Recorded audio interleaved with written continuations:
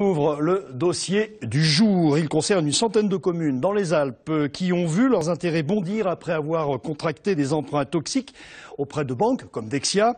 C'est le cas de Sassenage en Isère, mais la commune a décidé de ne plus rembourser ses intérêts. Christian Coignet, maire de Sassenage, est avec nous ce soir pour en parler.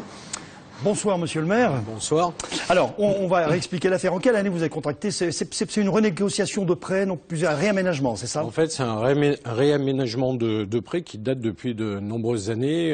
Réaménagé en 15 ans, en fait, Dexia a renégocié et nous a vendu à la ville 15 prêts sur 15 ans. Voilà. Alors au total, c'était 4 millions d'emprunts, c'est ça, je me trompe pas? Alors, en fait, 170 000 euros d'intérêt devenus 4 fois plus, c'est-à-dire 630. En fait, le prêt total était de 8,5 millions, mais j'avais pris 4 millions, enfin la moitié en prêt sécurisé taux fixe, et puis 4 millions indexés sur le franc suisse.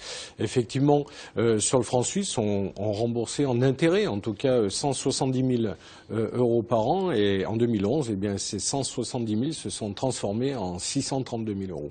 Alors, comment vous êtes-vous fait piéger? Les contrats n'étaient pas assez clairs? Qu'est-ce qu'il y avait du flou dans les contrats, au contraire?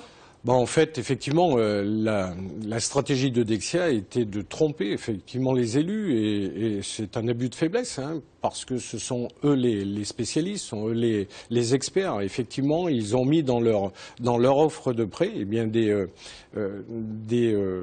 textes en tout cas ou des formules qui avaient pour but de tromper et de rassurer en fait les élus, hein, telles des courbes sur la stabilité du franc suisse, telles des phrases en disant que malgré la crise mondiale, malgré les événements mondiaux et notamment l'événement de septembre 2011, eh bien le franc suisse avait toujours conservé sa valeur.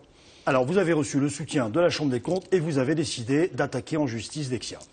Ouais, en fait, vous savez que les intérêts, c'est un prélèvement obligatoire, donc on doit rembourser ces prêts. Et le préfet, conformément à la loi, hein, nous a demandé de payer ces prêts à Dexia, et notamment le remboursement des intérêts. Donc j'ai refusé de payer ces intérêts. Il pouvait les prélever. Le préfet a demandé tout à fait légalement et conformément à la loi, encore une fois, l'avis de la Chambre régionale des comptes. C'est le seul préfet, à ma connaissance, en France, qui ait saisi la Chambre régionale des comptes et la Chambre régionale des comptes, après avoir étudié notre budget, après avoir étudié l'affaire Dexia, enfin notre attaque en justice de Dexia, eh bien m'a donné raison en tout cas et a demandé à ce que les intérêts ne soient pas prélevés. Donc ça se passera en septembre, maintenant au tribunal. Maintenant, nous sommes devant le TGI de Nanterre. Effectivement, c'est en septembre. Mais nous sommes motivés et nous espérons gagner. Et effectivement, cette affaire fait jurisprudence en France pour les petites communes qui, effectivement, attendent et qui sont au fond du trou. Et il y en a. Merci, monsieur le maire, pour ces explications. On va passer